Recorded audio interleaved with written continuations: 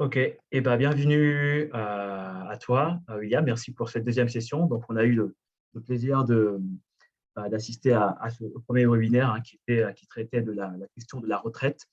Et on a réfléchi ensemble sur cette idée de reprendre un petit peu le contrôle de son avenir. Et donc, on avait vu différentes actions, différentes possibilités d'investir en vue de préparer sa retraite. Et donc aujourd'hui, on a comme thématique d'aborder un, un moyen d'investir, sûrement l'un des supports d'investissement les plus utilisés aujourd'hui dans le monde, qui est l'immobilier, parce que une bonne partie des Français, mais je suis sûr que tu as des statistiques beaucoup plus exactes, une bonne partie de la population française et ailleurs d'ailleurs, s'appuie sur l'immobilier quand il s'agit d'investissement, puisque c'est gage de sécurité, etc. Et surtout, c'est palpable, c'est du concret. Et donc, ça rassure. Et donc, on va aujourd'hui, avec toi, William, discuter de la thématique de l'investissement immobilier dans le contexte en particulier de la hausse des taux de manière générale. Voilà, donc je te laisse la parole sans plus tarder et nous présenter cet investissement tellement prisé des Français et de ceux qui veulent simplement reprendre le contrôle de leurs finances. Super, super. Déjà, bonsoir à tous et merci Charles pour cette introduction. Donc, comme tu l'as bien rappelé, on a bien vu ensemble la dernière fois avec une vision très globale pourquoi est-ce qu'on va investir. Et le but, c'est de recentrer un petit peu les choses sur cet investissement qui est souvent décrit de diverses façons, dont on parle énormément et qui est en fait au cœur d'une stratégie de constitution de capital. Le but, ce sera, un, de comprendre comment ça marche, et deux, également, de comprendre quel est le contexte actuel et est-ce que ça fait toujours sens de le faire. Donc, je vous propose de le regarder suivant ce plan. Donc, on fera déjà un premier rappel, effectivement, sur pourquoi on fait de l'immobilier, pourquoi on ne fait pas autre chose, pourquoi c'est important de faire de l'immobilier. Deux, comment est-ce qu'on gagne de l'argent dans l'immobilier? Parce qu'au-delà de tout ça, on parle d'une création de capital. Donc, il faut bien comprendre c'est quoi les mécanismes, c'est quoi les fondamentaux, comment est-ce qu'on gagne. Et la troisième piste, c'est de justement voir comment est-ce qu'on réagit dans le contexte actuel, qui est un contexte inflationniste. Donc, on parle beaucoup d'inflation, on parle de hausse des taux, et voir comment il faut réagir dans ce cas-là. Quel est l'impact déjà de cette situation et comment il faut réagir et est-ce que ça fait toujours sens?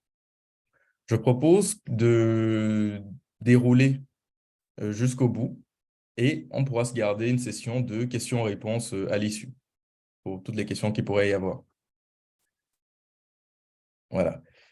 Ça, c'est vraiment un rappel rapide que je fais, donc, qui a été vu à la dernière session pour ceux qui n'ont pas pu y assister.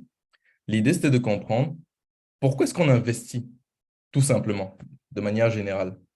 L'idée de l'investissement, c'est pas tant que ça peut avoir plus de sous de dispo, c'est parce que ça va permettre de répondre à certains besoins qu'on aura demain.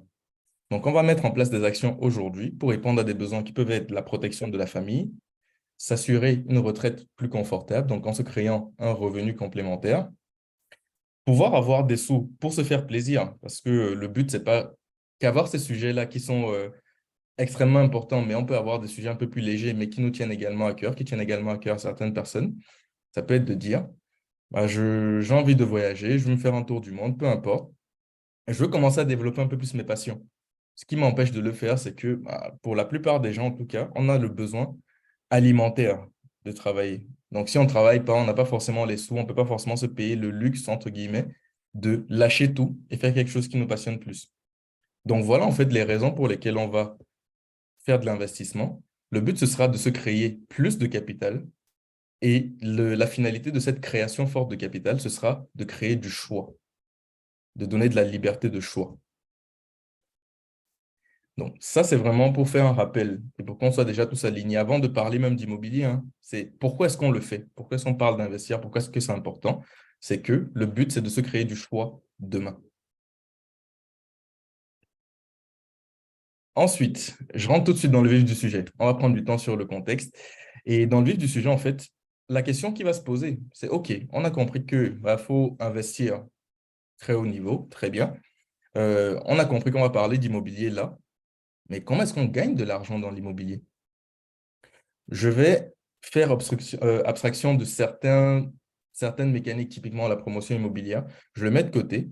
On va rester sur les mécaniques très classiques de la vision de création de valeur via l'immobilier. Et donc, sur ces mécaniques-là, on va avoir trois façons vraiment de gagner de l'argent dans l'immobilier. Comment un bien immobilier va nous rémunérer, entre guillemets, de trois façons différentes. La première façon, c'est celle qui est souvent présentée, donc partagée par tout le monde, quand on va dire cette fameuse phrase, l'immobilier prend de la valeur. Donc, c'est la notion de plus-value.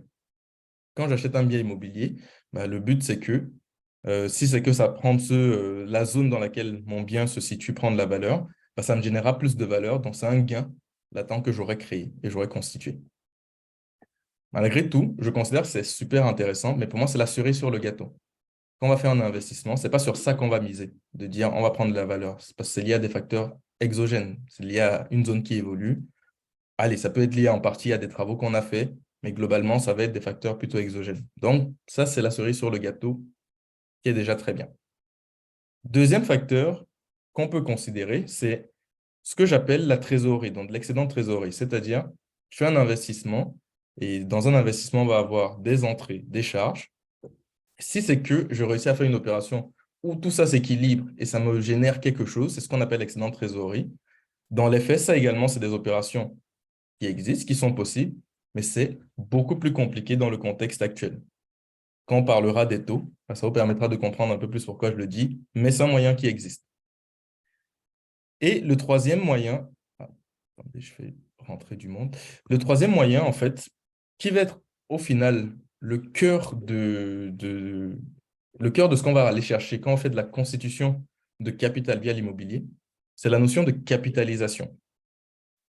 Je vous le détaille avec un exemple chiffré dans la suite, mais l'idée de la capitalisation, c'est de se dire, quand j'achète un bien immobilier, je vais mettre les pieds dans le plat tout de suite, hein, avec du financement, si je fais un crédit pour ce bien, tous les mois, je rembourse une partie du crédit et c'est ça qu'on appelle le capital. Et donc, j'ai mon argent qui se capitalise dans le temps. C'est cet élément-là qui est le plus puissant au final et c'est celui qu'on va voir aujourd'hui et qu'on va décortiquer ensemble. Et comme je le disais en intro, si vous avez des questions, naturellement, vous pouvez les mettre dans le chat, puis on pourra en revenir là-dessus à la fin. Donc, en parlant de, justement, capitalisation, je l'ai dit rapidement tout à l'heure, mais l'idée, c'est que quand on va justement regarder comment se crée du capital dans l'immobilier, on va jouer sur plusieurs facteurs. Soit le facteur fiscal, donc pour ceux pour qui ça s'y prête. Donc, le jouer sur le facteur fiscal, c'est de dire, on a de l'impôt à payer aujourd'hui. Une partie de cet impôt va être utilisée pour créer du patrimoine. Je ne rentre pas dans le détail parce que ça pourrait être l'objet d'une session à part entière. Mais voilà, gardez en tête que ça, c'est une première possibilité. Donc, utiliser son impôt comme levier pour se créer du patrimoine dans l'immobilier.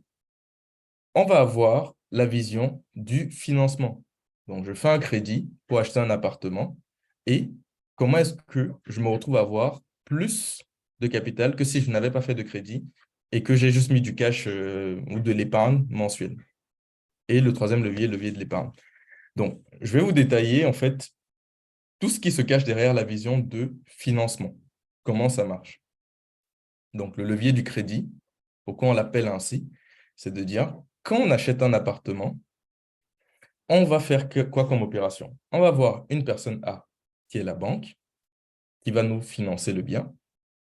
En face de cela, on est dans une vision locative. On va avoir une personne B, qui est le locataire, qui va payer un loyer. Et du coup, on aura une participation faite par rapport à ce qu'on constitue. C'est dans ce sens qu'on parle d'effet de levier.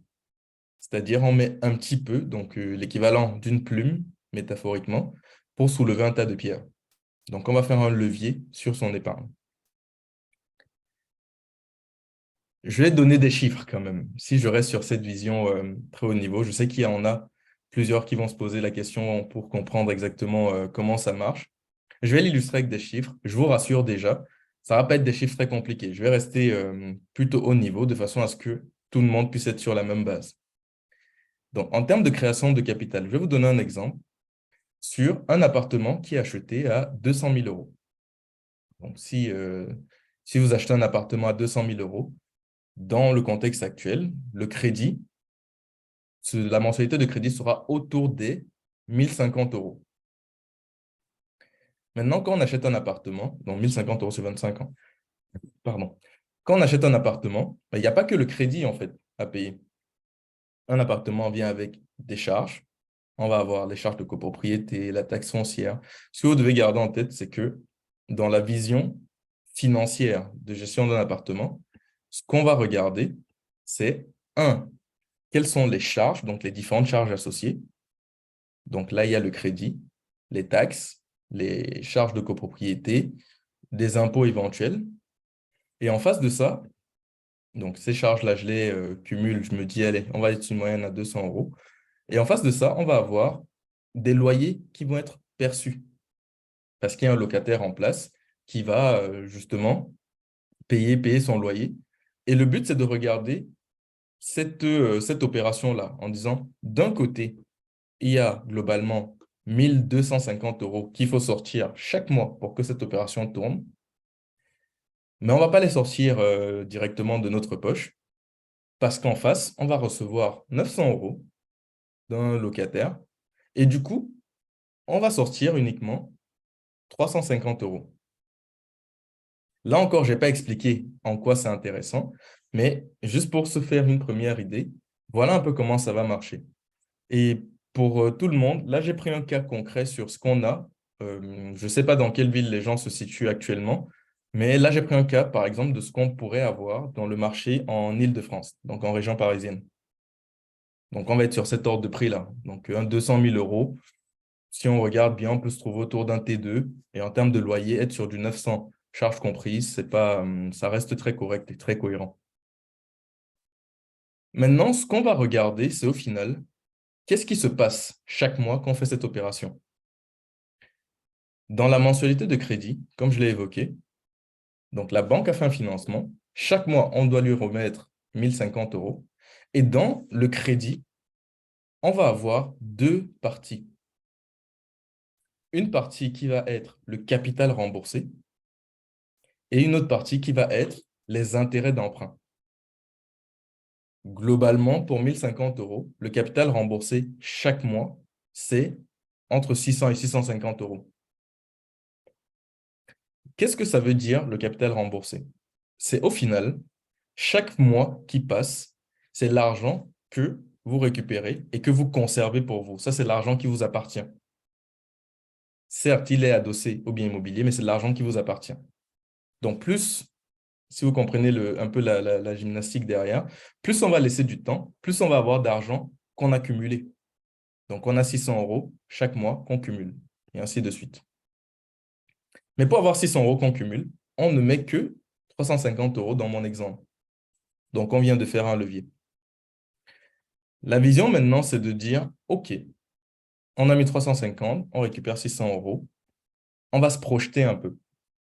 Parce que le but, c'est de voir, est-ce que c'est intéressant de faire ça? Est-ce qu'on peut faire mieux? Qu'est-ce qu'on a d'autre comme option qui permettra de commencer à répondre à la question de pourquoi on fait de l'immobilier et pourquoi malgré tout l'immobilier aujourd'hui, c'est incontournable. Naturellement, quand on est dans le bon contexte et qu'on a les conditions qui le permettent. Donc, ce qu'on va faire, c'est qu'on va se projeter. Je vous invite à te projeter du coup 15 ans plus loin. Donc là, il y a l'appartement qui a été acheté et qui tourne. 15 ans plus loin, je vais éluder les hypothèses de plus-value, donc avec une hypothèse de revente au même prix. Donc l'appartement acheté aujourd'hui, dans 15 ans, le revend à 200 000 euros. Hop. Qu'est-ce qui se passe? Ben, je vais comparer les coûts. Donc, je vais regarder du point de vue purement financier. Qu'est-ce qui se sera passé? 350 euros cumulés pendant 15 ans, ça fait au final une épargne totale investie de 63 000 euros. Donc, si vous n'aviez rien fait, par exemple, vous auriez mis 350 euros chaque mois sur compte courant ou sur livret, peu importe. En cumulant, au bout de 15 ans, 350 euros x 12, donc sur un an, x 15, bah, ça fait 63 000 euros. Ça, au moins, on sait. Si on ne fait rien sur son compte courant, si on ne fait pas d'investissement, la bonne nouvelle, c'est qu'on sait quelle est la fin. Il y a peu ou pas de surprise. On sait quelle est la fin, on fait des calculs, un calcul rapide. Maintenant, vu on a utilisé ce levier-là, on revend le bien à 200 000 euros au bout de 15 ans. Si on a fait un crédit sur 25 ans, il reste une partie qu'on n'a pas remboursée, de crédit qu'on n'a pas remboursé. Et donc, ce qui nous revient en net cette fois-ci, ça va être 110 000 euros. Donc, il y a 90 000 euros qui n'auront pas été remboursés, donc que la banque va récupérer.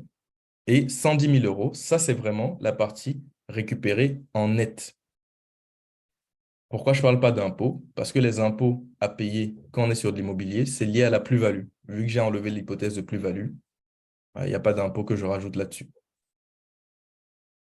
Donc, dans ce cas de figure, sur cet exemple-ci, vraiment, le but, c'est qu'on vraiment vous introduit aux fondamentaux. Ça ferait que pour les 350 euros mis en épargne chaque mois, ça créerait un enrichissement de 47 000 euros. On va comparer cette solution avec si on fait autre chose, en mettant sur, bon, pour ceux qui connaissent un petit peu, un fonds euro. Globalement, gardez juste en tête qu'un fonds euro va tourner autour des 2%. Si vous mettez 350 euros tous les mois pendant 15 ans sur un fonds à 2%, au bout des 15 ans, vous récupérez au total 74 000 euros, donc un enrichissement de 11 000 euros. Du coup, la question à se poser, c'est les 350 euros, la vision, c'est une vision de rendement qui a été vue dans la première session. Et pour ceux qui n'ont pas pu y assister, ben, pourront avoir l'occasion d'échanger là-dessus sur une session de débrief. Dans une vision de rendement, la question à se poser, c'est les 350 euros qui sont là, soit on aurait pu les laisser sur compte courant, donc à 0%, soit on aurait pu les mettre sur une solution lambda. Maintenant qu'on les a mis sur cette solution en utilisant ce levier locatif, à quel rendement est-ce que ces 350 euros-là ont tourné pour qu'au bout de 15 ans, ça génère 110 000 euros? Tenez-vous bien, la réponse est à 7%. Donc, en fait, ça correspond à avoir fait un investissement qui tourne à 7% net chaque année. On va rester complet, je vais rester complet dans mon explication, hein. Tout ça marche naturellement quand on a fait une bonne sélection du bien, qu'on a bien identifié les zones avec un réel potentiel locatif, qu'on a bien identifié les zones avec une vraie vie derrière, les matériaux de qualité. Donc voilà, qu'il y ait eu un vrai travail dans la sélection initiale. Et là, c'est en partie mon expertise, justement. Voilà.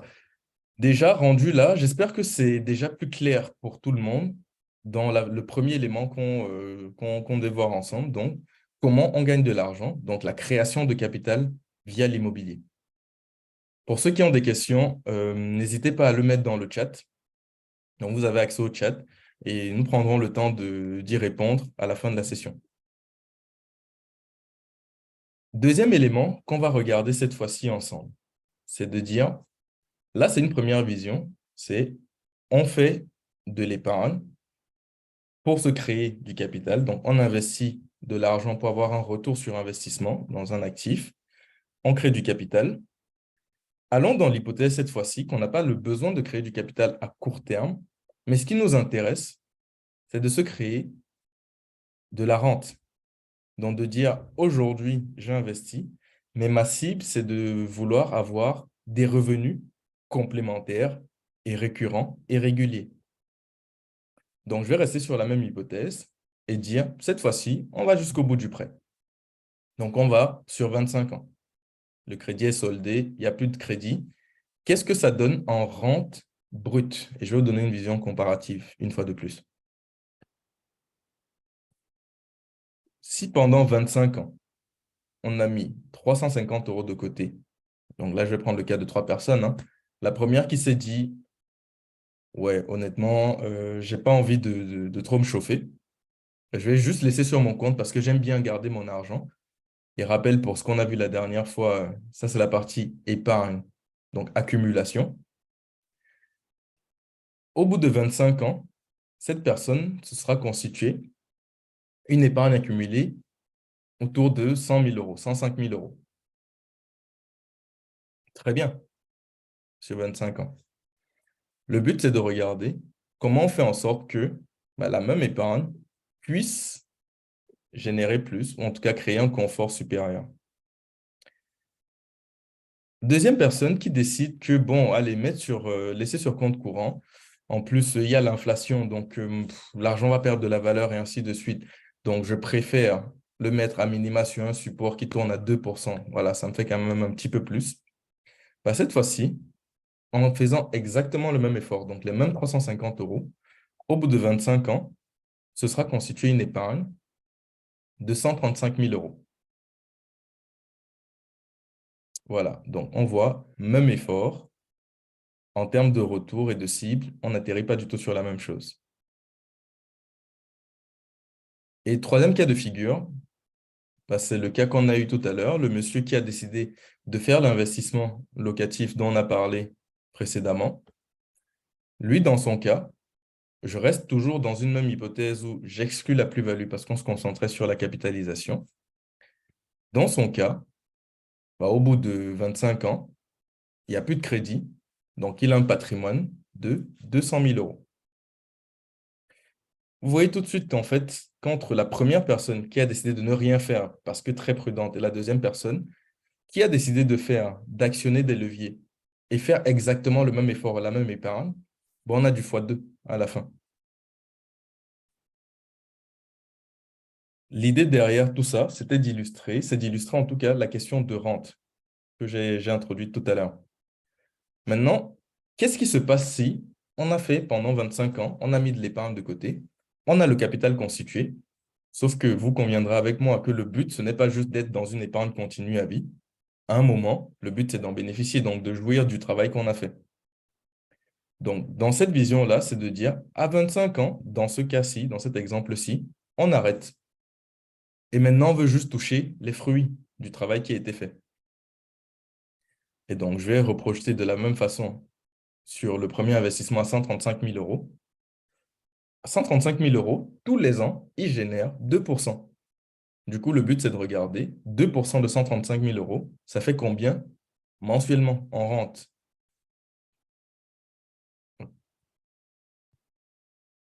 Donc voilà, la réponse est 225 euros. Donc la personne aura investi pendant 25 ans pour se constituer une rente de 225 euros et un capital de 135 000 euros. On est d'accord. Mais s'il veut conserver son capital et veut juste profiter des fruits sans venir impacter, grignoter son capital, ce serait 225 euros qu'il récupérerait chaque mois. La troisième personne qui a fait la même chose dans l'immobilier, qu'est-ce qu'elle récupérerait chaque mois? Je parle en brut, hein. Je vais parler en brut dans les deux cas, parce que si on rentre dans des questions fiscales, ça peut être un peu plus touchy, mais juste pour que vous puissiez avoir la vision très imagée. En brut, de la même façon, au bout de 25 ans, qu'est-ce qu'elle va toucher? Les loyers. Les loyers étaient à 900 euros. Donc, elle serait sur une rente tous les mois de 900 euros. Même effort au départ, même effort pendant la phase de constitution, et on a un peu moins de 4 fois plus. Ouais, un peu plus de 4 fois plus à la grosse, en termes de récupération dans une vision de rente. Donc là, en fait, au final, la deuxième vision qu'on peut porter par rapport à un projet immobilier. Là, je vous ai mis sur une échelle de temps à 25 ans. Naturellement, c'est des choses qui sont à ajuster à chaque profil, à chaque personne et à chaque situation. Celui qui démarre avec j'en sais rien, par rapport à sa situation, par rapport à l'apport qu'il a peut-être constitué, par rapport à son point de départ, aura peut-être besoin de moins de temps que celui pour qui on va avoir vraiment toute cette phase de constitution-là.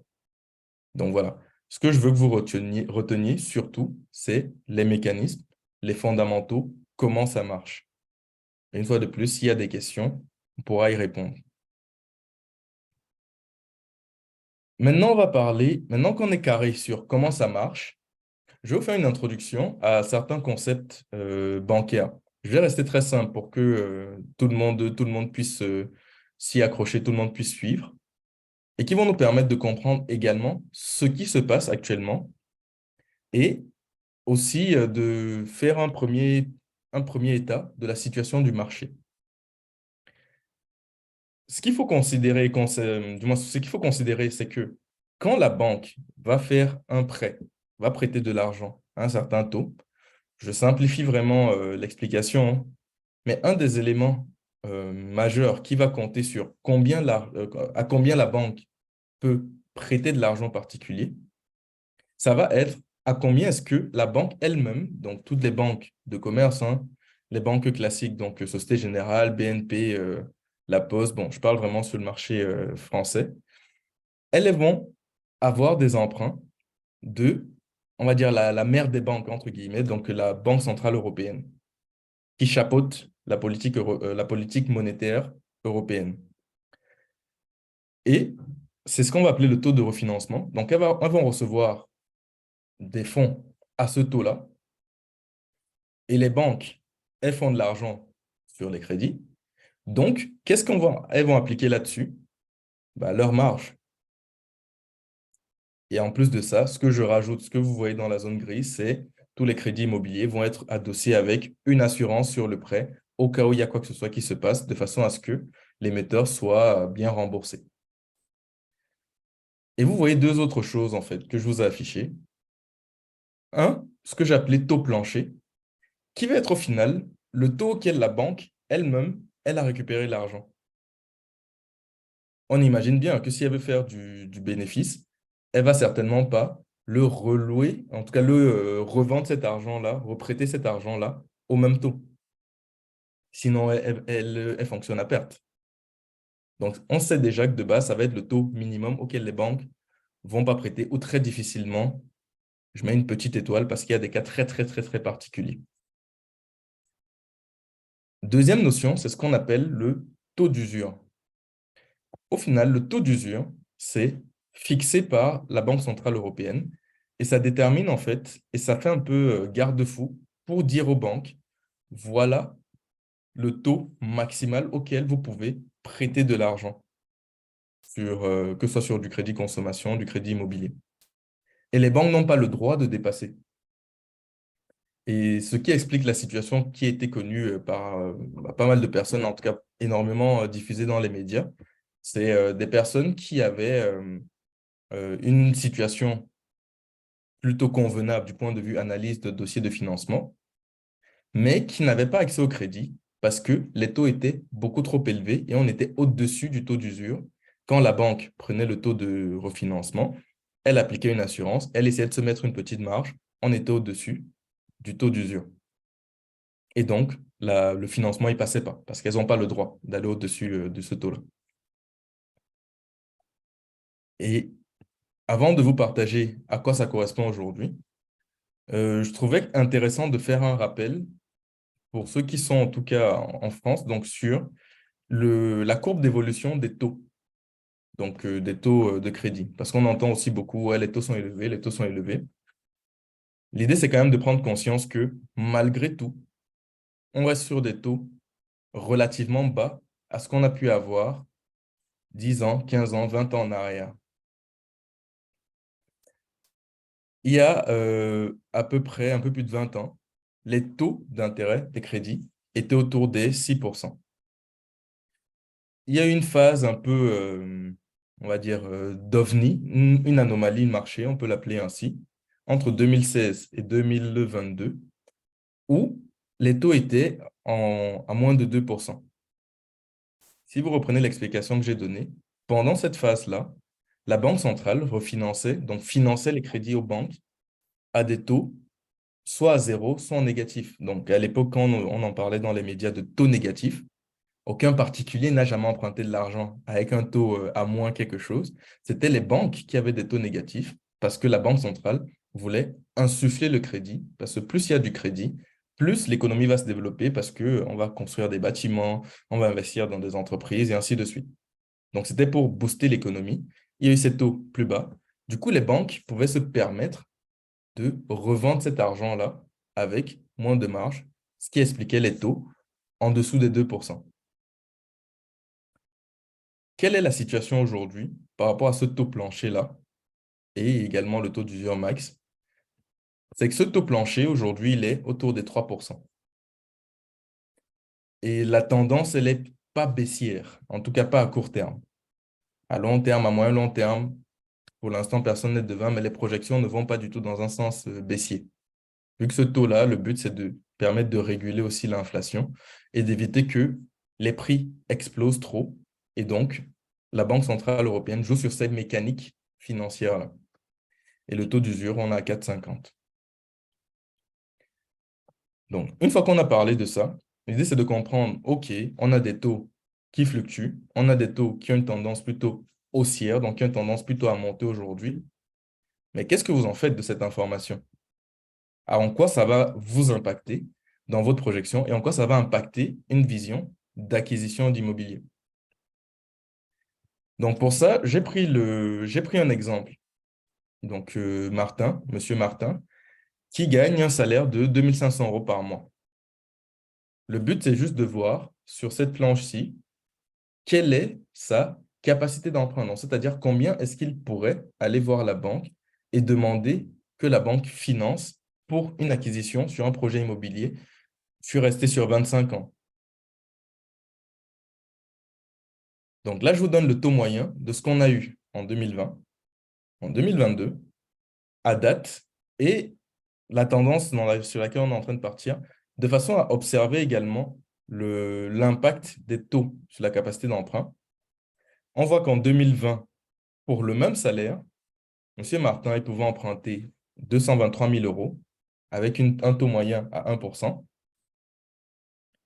Je vais un peu plus loin dans les dates. Aujourd'hui, avec un taux moyen à 3,50 qui est sur une tendance plutôt haussière, avec le même salaire, la capacité d'emprunt, elle est cette fois-ci de 170 000 euros. Et donc, la baisse que j'ai marquée là, c'est vraiment la baisse par rapport à la période constatée avant. Donc, entre 2020 et 2022, M. Martin il a perdu 8% de capacité d'emprunt. Entre 2022 et 2023, il a perdu 16%. Et là, la tendance, allant vers le 4%, il y a déjà une autre perte additionnelle de près de 6%. Ceci illustre également un autre facteur, donc au-delà de la hausse des taux, ça montre également de manière très claire le coût de la remise à plus tard. Pour celui qui en 2020 s'est dit, je vais attendre, on va voir comment ça se passe demain, il a loupé une belle opportunité de se créer ce patrimoine cible-là, tel qu'on l'a vu. Celui qui en 2022 disait, ouais, les taux sont trop élevés, je vais attendre, il a perdu encore pas mal. Donc voilà l'impact direct qu'on va avoir des taux sur la capacité d'emprunt à salaire ISO et projeté dans le temps. Ça lève quand même une question à laquelle j'essaie de vous apporter quelques réponses après, à l'issue de cette session par rapport à la situation de marché, est-ce que c'est toujours pertinent d'investir dans l'immobilier? On peut emprunter moins et voilà, qu'est-ce qui se passe? En fait, il va y avoir plusieurs paramètres qui vont faire que ça reste quand même une solution et un réel incontournable. C'est un, quand on parle de valeur refuge, l'immobilier a ceci d'intéressant que c'est quelque chose de tangible. Ça reste un besoin fondamental. Donc, les gens ont besoin de se loger. Que ce soit aujourd'hui, que ce soit demain, dans 10 ans, 20 ans, 30 ans, les hommes auront toujours besoin d'avoir un toit au-dessus de leur tête. Deux, du point de vue purement financier, en termes de couple, rendement en face du risque associé à l'investissement, on reste sur un couple qui est très correct. Donc, on est en termes de gestion des différents actifs sur lesquels on peut faire un investissement, on est sur un des meilleurs rendements. Donc, un des meilleurs couples rendement-risque. Un troisième point qui va être aussi très intéressant et adossé à la vision du crédit immobilier, c'est une protection de la famille. Quand on fait une acquisition d'un bien immobilier, on se sécurise et on projette un capital à constituer. Deux, comment on protège la famille? Pour information, dans les crédits immobiliers, quand on fait un crédit, ces crédits-là, il va être adossé à une assurance. Cette assurance fait que si quoi que ce soit nous arrive demain, on va dire on est à l'abri d'aucun aléa de la vie, l'assurance remboursera le capital restant dû, dans le crédit restant, ce qui fait en sorte que si on a une famille, cette famille-là pourra continuer à vivre dans le bien sans avoir à encaisser un crédit qui serait peut-être lourd pour elle ou qu'elle pourrait peut-être pas se payer ou sans avoir à libérer que ce soit le logement familial ou stopper la pompe par rapport aux rentes qui auraient pu être créées dans le temps. Donc ça, c'est un autre élément majeur qui fait que l'immobilier reste totalement indispensable. Et le dernier point que je vais vous préciser, il y en a plusieurs, hein, mais juste me focaliser déjà sur ceci aujourd'hui, c'est qu'au final, quand on va avoir une constitution de patrimoine, on va avoir une constitution de capital pour se créer du choix, si vous vous rappelez de ce que j'ai dit en introduction. Ce choix-là, on peut le définir avec une vision financière et se dire, ce choix-là équivaut à tel millier d'euros, telle centaine de milliers d'euros. Ça dépend vraiment de la situation de chacun. Quand on fait de l'immobilier, la bonne nouvelle, c'est qu'en fait, dès le départ, on fiche le capital qu'on veut avoir. Si vous revoyez l'exemple qu'on a partagé ensemble, j'investis aujourd'hui sur un bien à 200 000 euros. Je passe les détails sur la bonne sélection et ainsi de suite. Ce que je suis en train de me dire, c'est que parce que j'ai fait une bonne sélection, en laissant avancer mon projet, au bout de 25 ans, je sais que je me suis mis en route pour avoir un capital de 200 000 euros. Je vais le faire. Je le fiche dès le départ. Je le cible. En fait, je l'ai dès le départ, ma cible, que je constitue progressivement.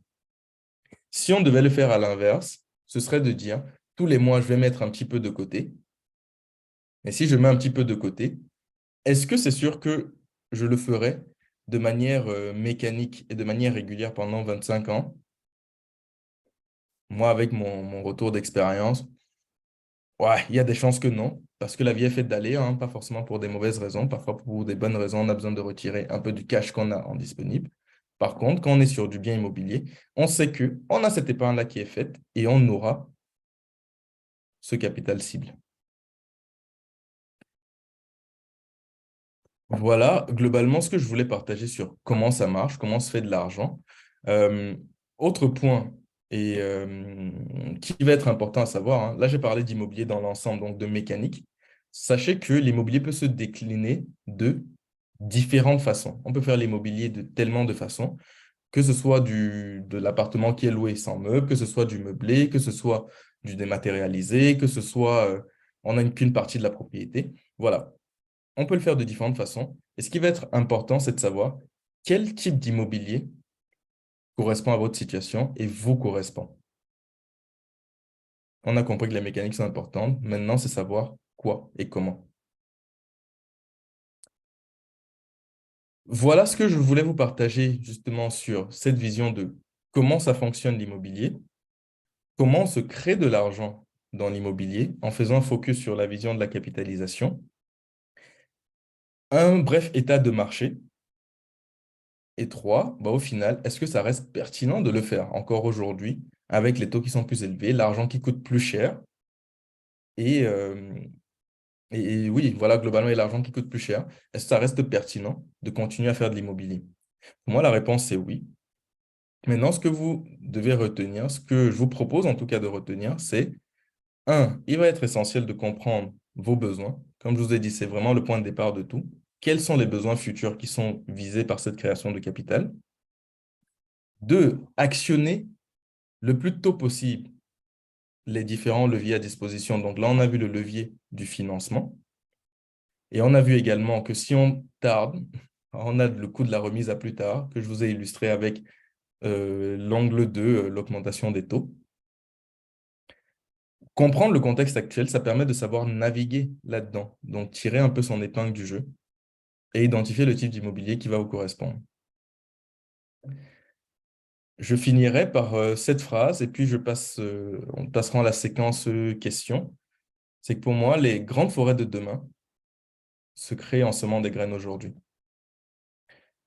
Pour les grandes forêts que vous voulez créer pour votre vie, votre futur, vos besoins de demain, je vous recommande en tout cas fortement de commencer à semer les graines aujourd'hui Et ce que je vous propose également à l'issue de cet échange, de cette session, c'est nous enverrons déjà un questionnaire, un sondage pour prendre vos avis, voir ce qui vous a parlé, ce qui vous a impacté.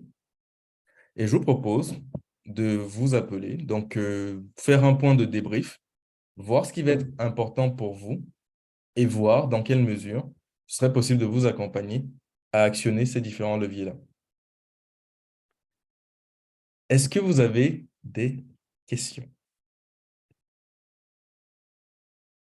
Je vais regarder dans le chat en même temps. Et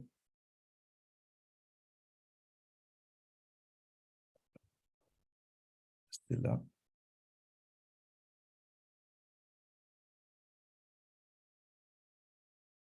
Ah, là, vous me dites que tout était très clair.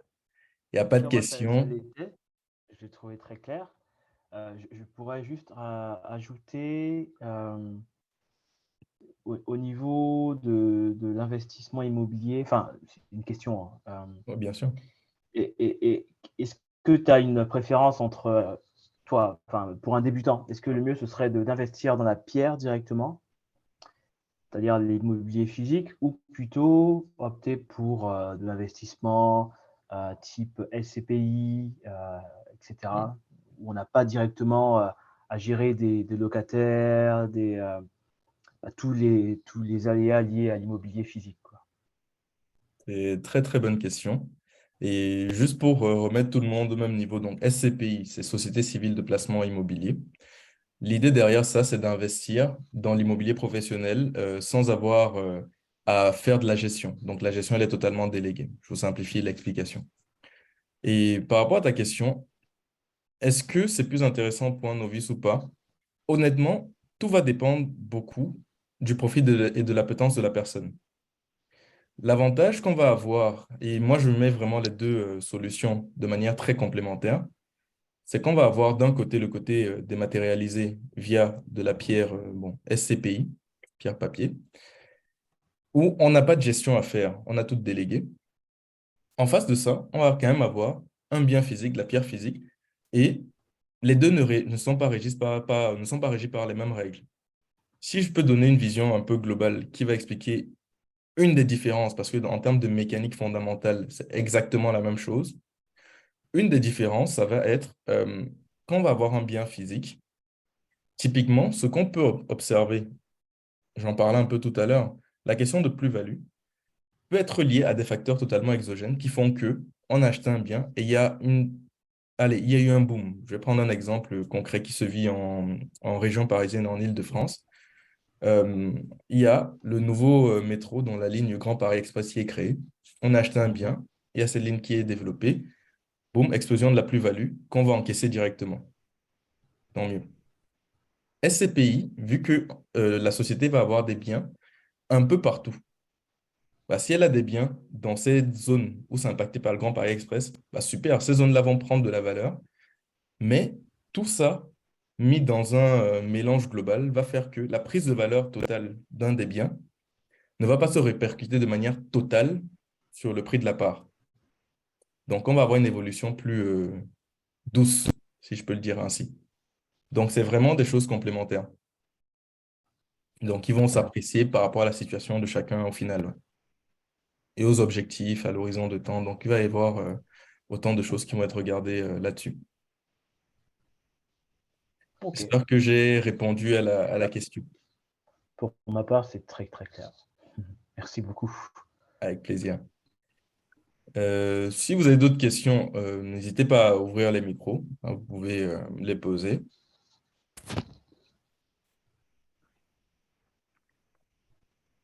S'il n'y en a pas et que c'était tout clair, c'est parfait pour moi également. Et d'ailleurs, est-ce que tu acceptes des questions en dehors ça arrive souvent, en Ouais. dehors du thème d'aujourd'hui, mais qui Oui, tourne oui. toujours autour de l'investissement, évidemment. Oui, oui, tout à fait. Donc, moi, ma position, c'est je fais du conseil en investissement. Là, aujourd'hui, la vision, c'était de recentrer sur l'immobilier. Mais naturellement, si vous avez d'autres questions, dans des questions qui sont plus génériques, plus générales liées à l'investissement, on a un peu de temps, donc je peux les prendre.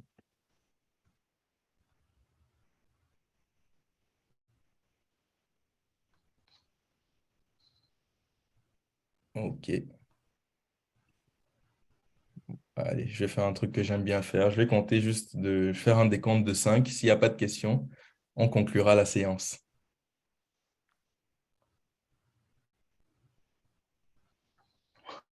Super. Bon, allez, merci à tous. Charles, je te laisse conclure sur cette planche-là. Très Sur... bien. Bah, déjà, merci à toi pour cette belle présentation et pour ces deux dernières interventions, hein, sur l'investissement, sur l'importance de reprendre le contrôle de sa vie financière, de son avenir financier.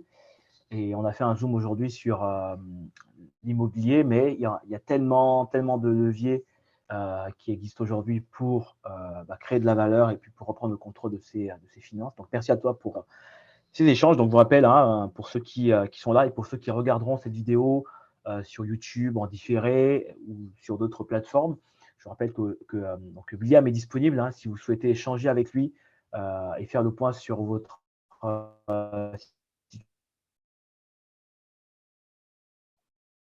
financière et sur vos projets. Donc, n'hésitez pas à le contacter. On vous rappelle ici nos différents. Donc, il y a ici une image que vous pouvez scanner et pour accéder à nos contacts différents. Et je vous renverrai également, je vous remettrai tous les contacts dans le descriptif de la vidéo pour ceux qui seront sur YouTube. Et j'enverrai également des emails à ceux qui le souhaitent avec toutes les informations pour rentrer en contact avec William, donc, qui est notre conseiller en investissement immobilier. Enfin, pas que immobilier, mais conseiller en investissement tout simplement. Et qui sera là pour vous accompagner en one-to-one. Et puis, on se dit à très bientôt, en tout cas, puisque nous, on aimerait bien voilà, organiser un certain nombre Je viens d'événements d'avoir comme une ça question. à l'année. Vous N'hésitez m'entendez? pas à nous faire part de vos remarques. Et je crois qu'il y a, j'ai Ouais, l'impression il y a d'entendre la une voix de Jeff. intervention. Ouais. C'était moi. Alors, j'ai longtemps réfléchi à comment je posais la question et, euh, du coup, je vais quand même la poser comme ça. En fait, ça fait pas, alors, ou en partie de ce qui a été présenté. Ok. Et je voulais revenir sur les taux et les évolutions de taux et surtout, comment je pensais à la question, c'était alors, de ce que j'ai compris, c'est qu'aujourd'hui, en fait, alors, les taux ne font qu'augmenter et qu'aujourd'hui, c'est peut-être le bon moment de saisir un bien, sinon plus tard, on va voir comment dire ça, notre capacité d'emprunt fortement diminuer. Alors, moi, la question était de savoir, alors, moi, j'ai un peu suivi, un peu haché aussi, et la question était de savoir, là, juste, on a parlé sur la capacité d'emprunt, c'est que la banque peut te donner, mais sauf que la partie sur les frais tout autour, moi je ne fais pas de l'investissement immobilier, mais je sais que sur la partie investissement immobilier, alors quand on ne s'y connaît pas au tout début, il y a une grosse partie, alors que ça soit il y a une grosse partie des charges en fait qui nous tombent alors quasiment dessus et qu'on découvre. Et ça, en fait, c'est ce que j'aurais voulu peut-être un peu plus creuser là-dessus. Et aussi, on a une capacité d'emprunt. Une fois on a emprunté, quelle est en fait, quel est, quel est toutes les charges qui sont liées du coup à notre emprunt pour faire comme si j'ai besoin de 170 000 euros par exemple, je suis sûr que je ne peux pas avoir un bien à 170 000 euros parce que j'aurai une part de charges à payer par exemple, d'autres frais qui sont liés à cela. Comment on arrive à aboutir à, je sais pas, elle est trop longue, la question est peut-être plus compréhensible. Non, je comprends j'ai le fil de Voilà, la du coup, question un petit comment peu. on arrive à définir un projet et comment on calcule à l'avance ses plus-values et ce qu'on peut avoir. Je ne sais pas si elle était claire. Oui, ouais, je vois très bien le sens de la question. Je vais répondre. En fait, il y a plusieurs questions en une au final. Donc, si je les prends progressivement, et puis je pense que s'il y a besoin, pour en prendre une session et échanger directement, s'appeler, ce sera plus simple. Mais je vais déjà donner une réponse là. Première question que moi je prends, c'est les taux augmentent, donc ça fait baisser la capacité d'emprunt. Un élément que je n'ai pas précisé, mais qui est quand même important, c'est ça, c'est vrai. Mais la bonne chose, c'est quand même que en se positionnant aujourd'hui, au moins si on fiche la constitution de capital aujourd'hui, si d'avenir, donc sur le moyen terme, dans 5 ans, 10 ans, peu importe, les taux arrivent à baisser, on a toujours la possibilité d'aller les renégocier. Donc, ça reste toujours intéressant de le faire aujourd'hui. Si les taux sont plus hauts, bah, on est gagnant parce qu'on a acheté moins cher que ce sera demain. Donc, dans tous les cas, le meilleur moment, c'est aujourd'hui. Deuxième question qui est par rapport à la capacité d'emprunt, c'est quoi les charges au final qui viennent avec une acquisition IMO? En fait, il y a deux choses. Avec une acquisition IMO, au moment où on va faire un achat immobilier, ce que la banque va demander, c'est les différents frais. Premier élément à considérer, c'est quand je parle des 170 000, ça, c'est la capacité que la banque pourrait mettre sur la table. Mais en face de ça, on n'a pas que ça, on va avoir des frais. Donc, des frais liés à la banque qui vont être des frais de dossier. Donc, la banque va demander des frais pour l'étude de dossier. Il peut y avoir des frais liés à l'assurance dont j'ai parlé. On va avoir également des frais, cette fois-ci liés à l'État, ce qu'on appelle vulgairement les frais de notaire. Donc, c'est des frais d'achat, où il y a une partie des frais pour le notaire, le reste, c'est pour l'État. Ces frais-là, pour se faire une idée, donc juste pour que tu te fasses une idée, faire une idée rapidement, si on achète de l'ancien, donc un bien déjà existant, il faut compter globalement 10% de ce qu'on veut acheter en frais, en apport, à la grosse, hein, 10%. Donc, 170 000 euros, il va falloir compter autour des 17 000 euros dans le contexte actuel. Si on fait la même opération sur un bien neuf, on va être sur un peu moins. On va être autour des 3,5-4%. Ça, parce que là, on a ce qu'on appelle des frais de notaire réduits quand on est sur de l'acquisition dans un bien neuf ou en construction. Donc, pour les mêmes 170 000 euros, on va être sur un peu moins de la moitié. La moitié, on est à quoi? Ah, j'ai dit 17 000, 8 500, autour des 8 000, 7 500, 8 000 euros globalement, que ça demanderait en apport au départ. Si je vais plus loin, une fois que l'apport a été posé, le financement est validé parce que le dossier a été étudié et validé, un bien immobilier, comme je le disais, ce n'est pas que le crédit et c'est terminé. On va avoir des charges de copropriété, on va avoir la taxe foncière, on va avoir éventuellement des impôts. Donc ça, je prends les plus gros postes, on peut avoir de la comptabilité et on va avoir les loyers en face. Et donc, c'est tout un travail justement de mettre tout ça dans la balance pour voir exactement où on atterrit. Et ça, c'est le travail que moi, je fais. Donc, de faire tout ce filtre-là, cette préparation de projet, de façon à ce qu'on sache où on atterrit et qu'on ait le moins de surprises possible. J'espère que j'ai répondu à la question. Je n'ai pas eu le prénom, donc je ne sais pas à qui adresser ma réponse. Est-ce que c'est un peu plus Je crois clair que c'était avec ce que je Bertin. viens de dire? C'est Bertin, oui, c'était clair, oui. De Bertin, ok, super. Et comme je disais, ça peut être avec plaisir pour échanger plus en détail pour voir exactement ce qui peut correspondre, comme je le disais tout à l'heure, sur le type d'immobilier qui va correspondre à chacun. OK, merci. Ouais. En termes de contact, est-ce que vous avez ce qu'il faut pour le contacter? Parce qu'il y a ceux qui ont eu l'accès directement via le lien Zoom. Il y a ceux qui ont l'accès via d'autres canaux. Donc, en tout cas, n'hésitez pas à vous rapprocher soit si c'est le lien Zoom, vous avez nos contacts. Si c'est via les autres canaux, vous avez les contacts directement de Charles et vous aurez le mien. Voilà, n'hésitez pas à faire un coucou et ensuite nous pourrons échanger sur vos projets. Parfait. Top. Eh ben, merci à toi encore. Je ne sais pas s'il y avait d'autres questions, mais n'hésitez pas à nous les envoyer, hein. La fin de la session ne marque pas la fin de l'accompagnement, évidemment. Au contraire, c'est même cette session, il faut la voir comme un début.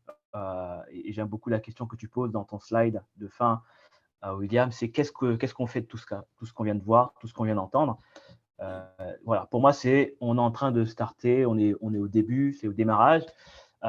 Faut pas voir ça comme une finalité. Maintenant, l'étape d'après, c'est d'aller plus loin, d'approfondir sur ça. Et donc, encore une fois, n'hésitez pas via les infos qu'on vous a transmis, de contacter William ou moi. Et de toute façon, on essaiera si vous me contactez moi, je vous redirigerai vers William qui qui saura mieux que moi vous accompagner sur cette partie investissement immobilier. Mais dans tous les cas, voilà, je m'encourage vraiment à passer à l'action puisque c'est ça qui compte. Tu as dit un truc qui est très important, qui m'a fait penser qui m'a rappelé un proverbe chinois, je crois, qui dit exactement ce que tu as dit, hein. C'est, la meilleure saison pour planter des arbres, c'était il y a très longtemps, il y a 20 ans. Et la deuxième meilleure période pour le faire, c'est maintenant. Puisque souvent, on a tendance à remettre les choses à demain. Mais en fait, si on remet tout à demain, on ne passe jamais à l'action. Et il faut passer à l'action maintenant. Donc, n'hésitez pas à contacter William. Et nous, on vous prépare, on prépare d'autres événements comme ça. On va prendre le temps, nous, de récolter toutes les infos que vous avez transmises, les feedbacks qu'on a reçus. Et ça nous permettra d'améliorer et puis de vous proposer d'autres sujets de ce type-là. Mais voilà, je vous en dis pas plus, mais sachez que prochainement, on aura d'autres événements de prévus, d'autres qui seront en présentiel et puis d'autres qui se feront en ligne. Voilà. Donc, merci à vous pour d'avoir été là parmi nous. Merci à toi, William, encore. Et on se dit à bientôt sur les différents canaux existants aujourd'hui, donc sur YouTube, LinkedIn, etc. Et au plaisir d'échanger avec chacun d'entre vous au sujet de vos projets immobiliers, projets d'investissement, etc. Et en attendant, je vous souhaite une bonne soirée et je vous dis à très bientôt pour ceux qui viendront nous contacter. Super. Bonne soirée à tous. Bonne soirée. Bonne soirée.